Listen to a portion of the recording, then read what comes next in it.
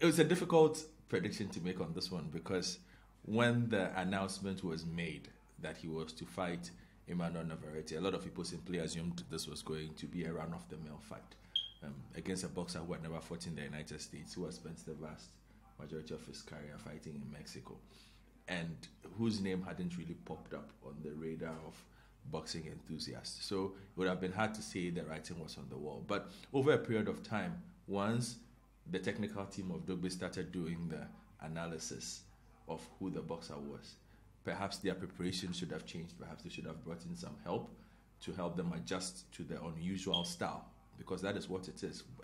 Anybody who has watched Navarrete fight would have told you that he had an unusual jabbing style. He was a very solid power puncher, but his stance was a bit unorthodox, and his height and reach advantage, significant reach advantage, was always going to be a problem for Isaac Dogboe, who likes to fight up close to get his power shots working. So again, writing on the wall would have been hard. No, call me Isaac Dogboe. No. I am struggling to buy that excuse, because once you're a champion and you take the fight, one automatically as champion, you've got a bullseye on your back. Everybody wants a belt. So once you mount the ring, you can never go into the ring and say you were underprepared. But if he's complaining about the problem with his preparation, perhaps it was also to do with the fact that physically he was tired. This was his fourth fight of the year, his third fight in 9 months, which takes a toll on the body. And I've read analysis that seems to suggest that, he looked fine in all his other fights. But Isaac Dogboe has had problems making weight, and he has admitted to that. All these things are things that take a physical exertion on the body. So being physically prepared for a fight does not simply mean that, the fighter looks capable of hitting the mitts or punching the bag. But the process of even losing weight to be able to fight affects how you can fight. And all those things add up to the preparation, both mentally and physically, for the fighter. So, in a way, the best decision would not have been to take the fight. Even though this was his mandatory, his management could have simply asked them and said, hey, let's move the fight next year. I'm not feeling too well. He would not have lost the title. Well, it's not really a problem. You can work around it. Manny Pacquiao was a very small boxer, but he fought his way from flyweight to become super welterweight champion of the world. If you know your boxing very well, flyweight is a really small boxer. Manny Pacquiao was a world champion at flyweight and fought Miguel Cotto, one of the biggest welterweights in the history of welterweight boxing. Somebody who could even fight at middleweight if he wanted to, and beat him handily. So the size is not a problem. It is what you do with the disadvantage of size. And again, I bring in the Manny Pacquiao. Once he realized that he had a size disadvantage, he made up for it with blazing speed and an ability to punch from everywhere in the ring. He was the master of all angles. So he was not very predictable.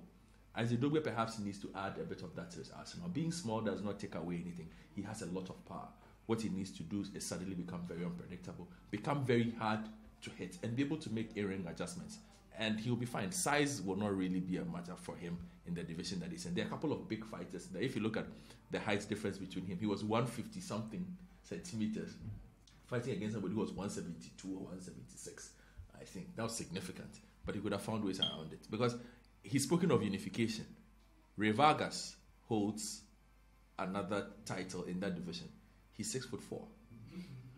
Isaac Dogboe is 5'8".